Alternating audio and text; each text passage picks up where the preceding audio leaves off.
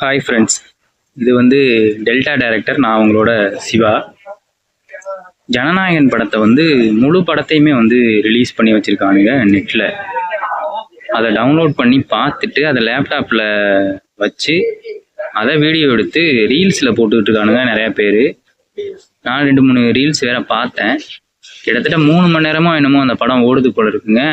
அதை அப்படியே கட் பண்ணி எடிட் பண்ணி ரீல்ஸில் போட்டுக்கிட்டு இருக்கானுங்க. ஏன்டா அப்படிலாம் செய்கிறீங்க?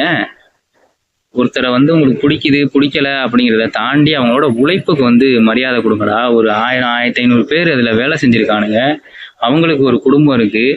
அதை நம்பி பணம் போட்டவன் ஒருத்தன் அங்கேருந்து வந்து தமிழனை நம்பி தமிழ்நாட்டுக்கு வந்து ஒருத்தன் பணம் போட்டிருக்கான். இந்த அநியாயம் பண்ணுறீங்க, எப்படி பண்ணிக்கிட்டு இருக்கிறீங்க?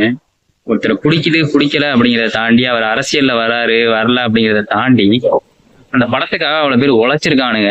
அதுக்கு ஒரு மரியாதை இல்லை. அடுத்தவனோட உழைப்பை திருடி இது மாதிரி போட்டு தொலைகிறீங்க. அதை ரிலீஸ் பண்ணவன் எவன் என்ன அப்படிங்கிறது எனக்கு தெரியல. அதை வந்து டவுன்லோட் பண்ணி அதை கட் பண்ணி ரீல்ஸில் வேற போட்டுக்கிட்டு இருக்கானுங்க.